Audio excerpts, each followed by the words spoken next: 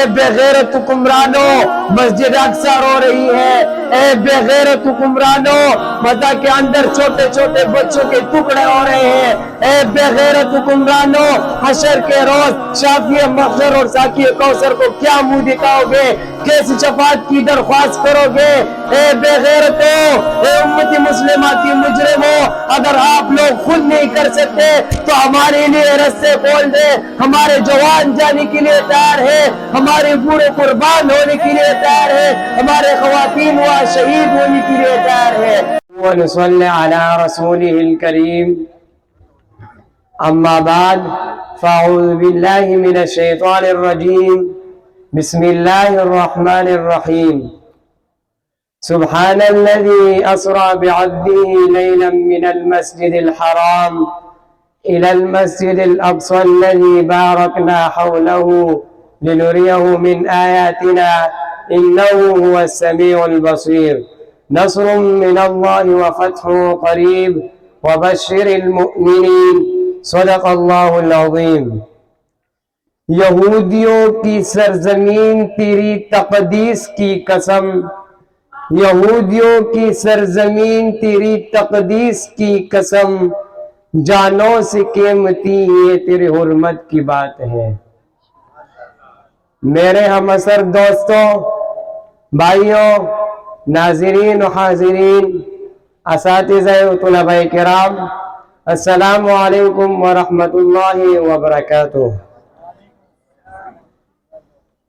مجھے فلسطین کے بچوں کے خون کے قطرے لے آئی ہے اسٹیج پر۔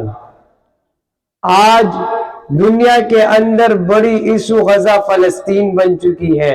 جب فلسطینیوں نے اپنی خون کی حفاظت کے لیے آواز اٹھائی، سب سے پہلے یہ کہ فلسطین کیا ہوئے، بیت المقدس کیا ہے، یہ قبلہ اول ہے، امت مسلمہ کے ساتھ رسول اللہ صلی اللہ علیہ وسلم کی امانت ہے، ارض پاک ہے، ارض انبیاء ہے، یہ انبیاء کا وطن ہے، یہ رسول اللہ کی نبیوں کو امامت کی جگہ ہے، یہ شعائر اسلام ہے۔ جس امت کے دلوں میں اپنی پیغمبر کی محبت کا شمع روشن ہو، وہ کبھی بھی فلسطین سے دستبردار نہیں ہو سکتا۔ قبلہ اول پر یہودیوں کا قبضہ کبھی بھی برداشت نہیں کر سکتا۔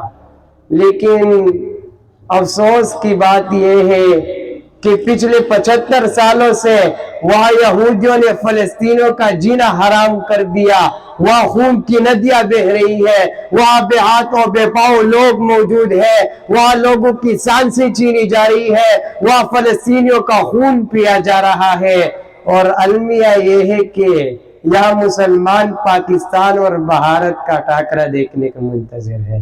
ارے وہ مسلمانوں، بیت المقدس آپ کا آخری مورچہ ہے، غزہ آپ کا آخری مورچہ ہے، اگر اس کی سقوط ہوئی خدا نخواستہ تو باری حرمین و شریفین کی ہے۔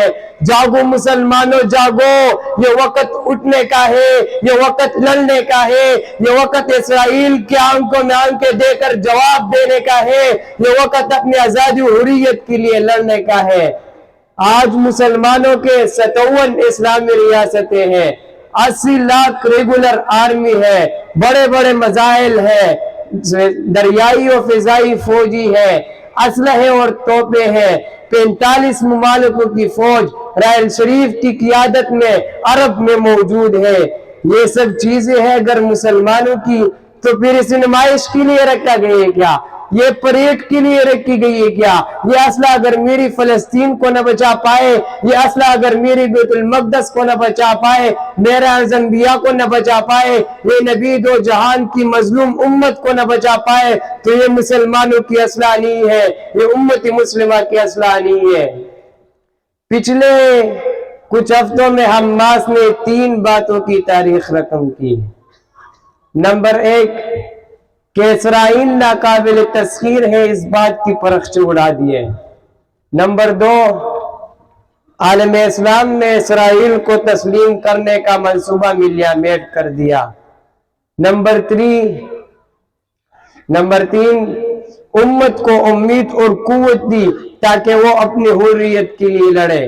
اب بات ہمارے سروں کے اوپر آ کڑی ہے، ہمارے حکمرانوں کے سروں کے اوپر آ کڑی ہے۔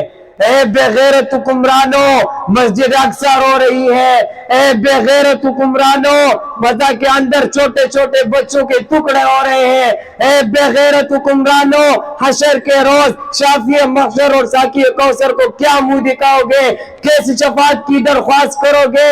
اے بے غیرتوں، اے امت مسلمہ کی مجرموں، اگر آپ لوگ خود نہیں کر سکتے تو ہمارے لیے رستے کھول دے، ہمارے جوان جانے کے لیے تیار ہے، ہمارے بوڑھے قربان ہونے کے لیے تیار ہے، ہمارے خواتین وہاں شہید ہونے کے لیے تیار ہے۔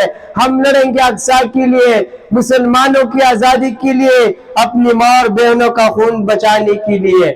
اپنی گود میں پالے ہیں پیغمبر اس نے، اپنی گود میں پالے ہیں پیغمبر اس نے، مومن پر واجب ہے اقصی کا تحفظ کرنا۔ اگر آپ لڑ نہیں سکتے، اور یہ بات تو پوری دنیا پر ہے کہ تم لڑنا نہیں جانتے، تو کم از کم کچھ امور کا خیال رکھیے۔ نمبر 1، اہل اسلام کے لیے عسکری مدافع و مداخلت کے راستے کھول دے۔ نمبر 2، آپ لوگ 20% اسلحہ فراہم کریں۔ نمبر 3، اسرائیل سے تجارت اور ہر قسم کے معاملات سے بائیکاٹ کریں۔ ایسا کرنے سے شاید خدا آپ لوگوں کی عذاب میں کمی فرما دے، ورنہ ٹھکانہ بھیانک ہے، بہت بھیانک ہے۔